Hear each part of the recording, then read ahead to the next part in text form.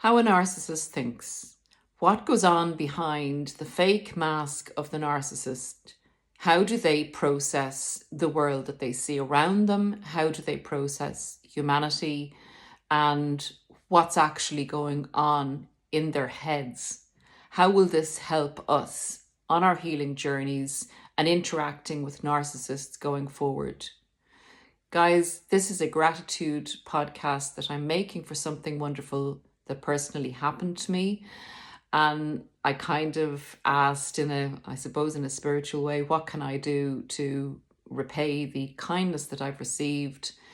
And I got put upon me, make a video about narcissists, explaining how they think, who they are, where they come from, and a shocking revelation at the end as to how could we or should we, or if we want to, feel about them going forward and how that will reflect on us as people. So I hope you enjoy the insights. Please feel free to disagree or agree in the comments and give some insights, because the comments, particularly in this community, are really helping people. And I'm getting emails saying that they're helping people. So keep reaching out. If you see someone in distress, help. Okay, so we all start our lives as children and in different circumstances, some in horrendous circumstances, some in very normal, and some in healthier than others. They say that narcissists are formed as children, and there's always a debate going on about whether it's nurture or nature or a combination of both, whether it's genetically inherited or there's a spiritual element to a family, and it's kind of, there's an energy about the family and the child picks up on it. There are a lot of theories and we can come down heavier in one or the other, and that's a personal choice. But what does happen, in my view, are two things specifically where the child goes on to not develop, but develop as a narcissist. So essentially the child is met with, it may not even be trauma. It may just be the child's interpretation of not getting their way in something with a parent, and the parent controlling the child or disciplining the child. Or it can be a trauma and a shock.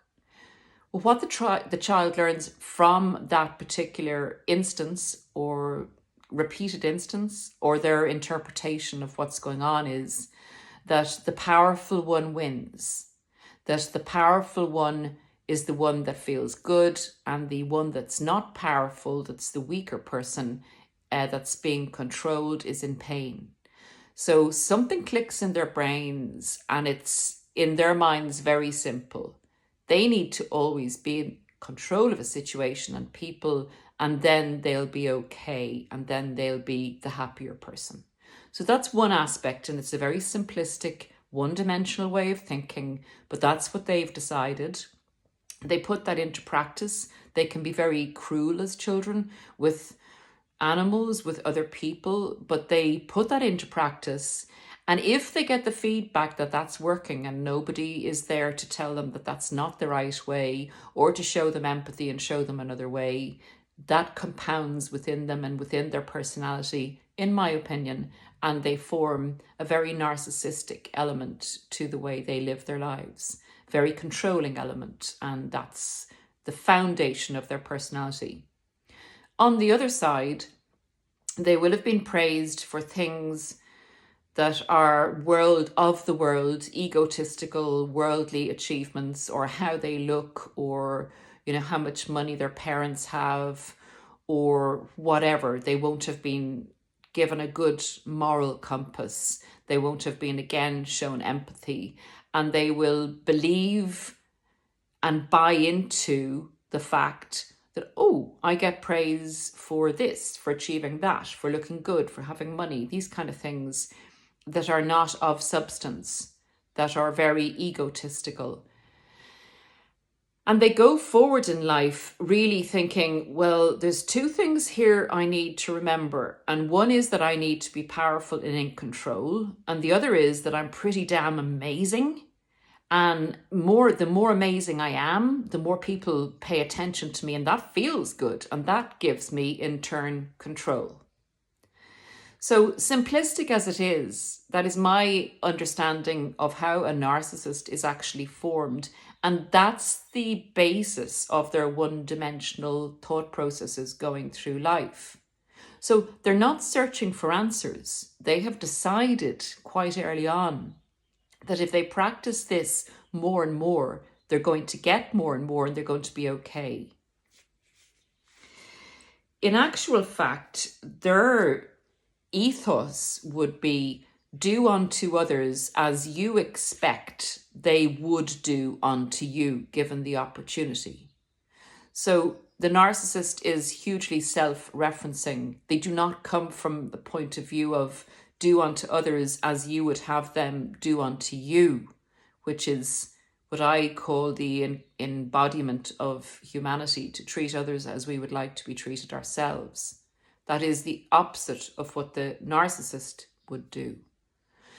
So the traits or how a narcissist thinks, that's the foundation, in my opinion. And everything of the narcissist or how they interact with the world is totally self-referencing.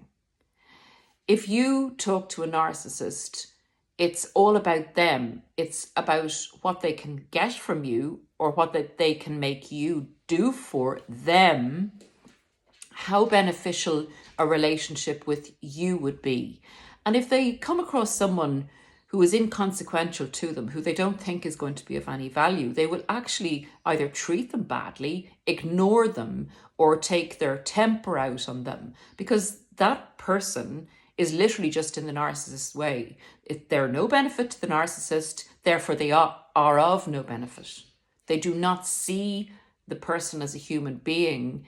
They don't even see, well, if I form a relationship with this person, something good might come out of it, something mutually beneficial for both of us. That is not the way a narcissist thinks. The narcissist sees only what is going to be of benefit to them. The traits a narcissist has are mainly of looking around them and seeing, does somebody else have more than they have?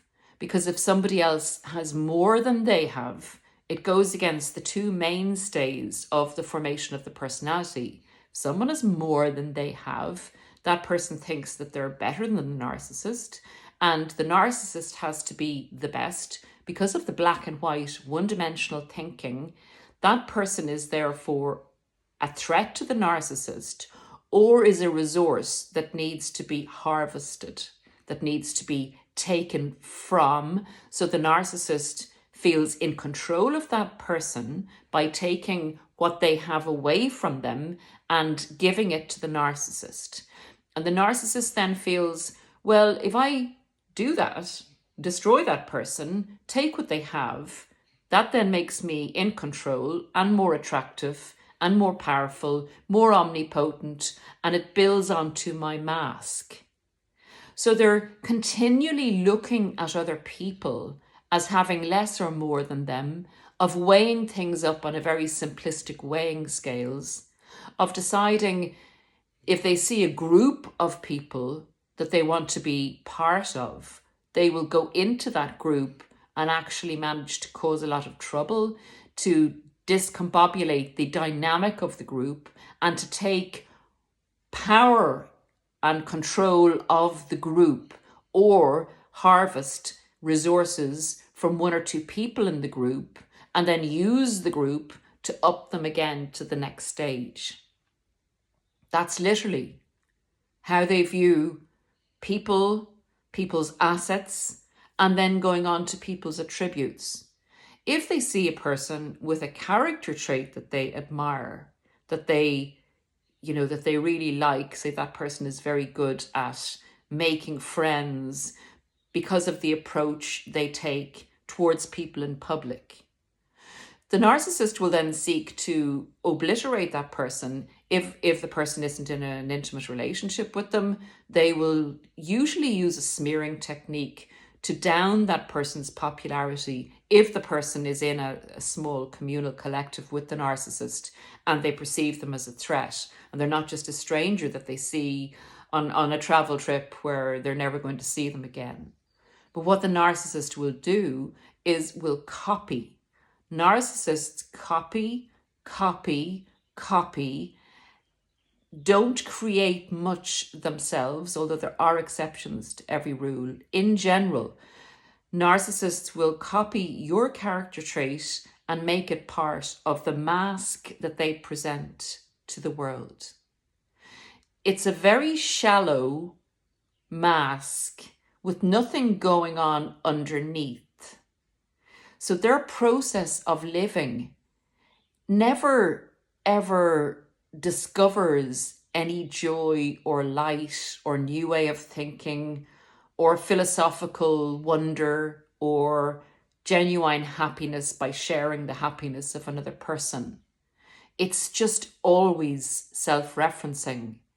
It's like they're on a wheel, like a rat going around a wheel. They keep doing the same things all the time.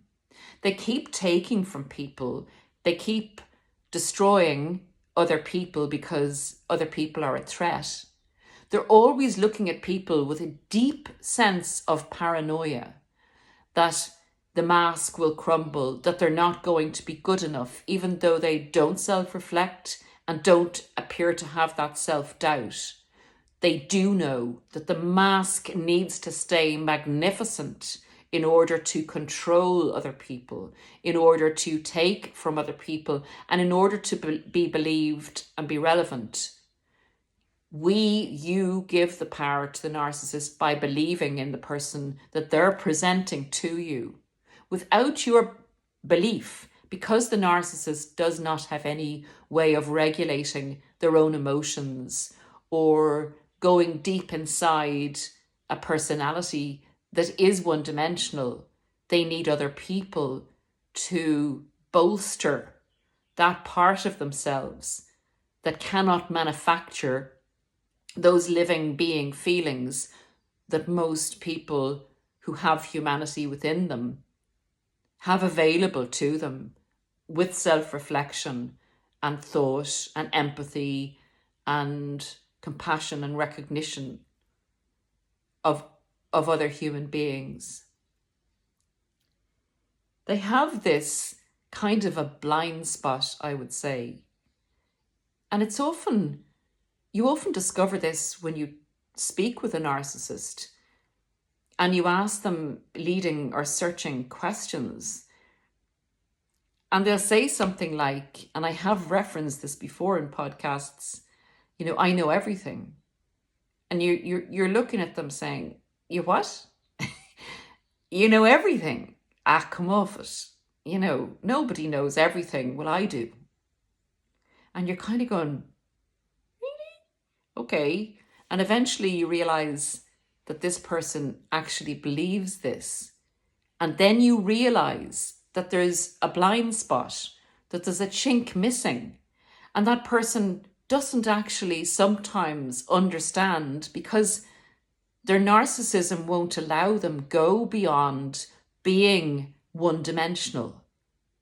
And that's going to bring me, guys, to the point that narcissists go around living in a way where they have to brainwash people, where they have to garner your assets, where they have to be like Lego men or Lego women that change the shape of themselves. They're often described as chameleons. They go into situations and they become different people. They go into new relationships and they take on the character traits of the person that they're with. They mirror them. So you've gone from maybe being with this narcissist who loved swimming and all water sports to seeing the narcissist with the next person, and they never go near the sea. They hate the sea. They hate all water sports, and all they do is play computer games, and they have no longer this outdoor personality. That's a very simple example, but they change the mask to fit the situation. They have no stability of character, and they have no object constancy. So they deal with the present and the challenges of the present without any reflections onto or as to where the actions of the present are going to take them in the future, or even looking back to the past and learning from mistakes. And then they wonder, after making mistakes in the past and hurting people and destroying people, that some people actually will come back after them and will cause bad things to happen for them. And they can't get their heads around the fact that this is happening to them. It feels unfair to them because they feel that all the bad things they did to other people were entirely justified because they needed to do that in order to survive in their minds. And the way that they, when they need to, or if they even try to justify their bad behavior, it's always the other person's fault. When they cheat, it was your fault. They had to cheat because you weren't looking after them or you weren't paying them much attention. So again, it's self-referencing, always about the narcissist and their needs only, and their survival only, and their lack of bringing other people along with them unless those people are useful to them. So guys, I would see, and this is not me, in any way letting the narcissist off the hook for the very dreadful, disgusting, evil and heinous wrongdoings that they perpetuate on others and the suffering that they cause other people. But what I will say to you now is, having healed from narcissistic abuse, you get to a stage where it is actually beneficial to you, definitely still having no contact, and on a level where you can maybe forgive the person in some ways without, again, no contact with them or limited contact if you need to have it.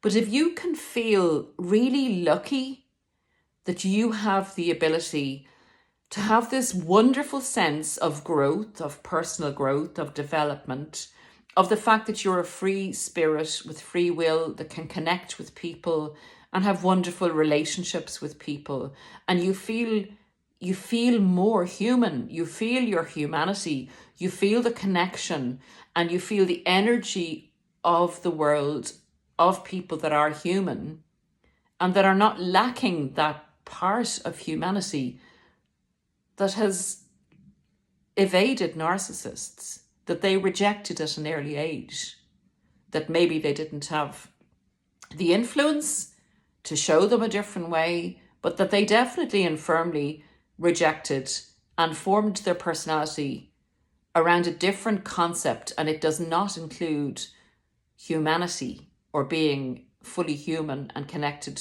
to their fellow men and women.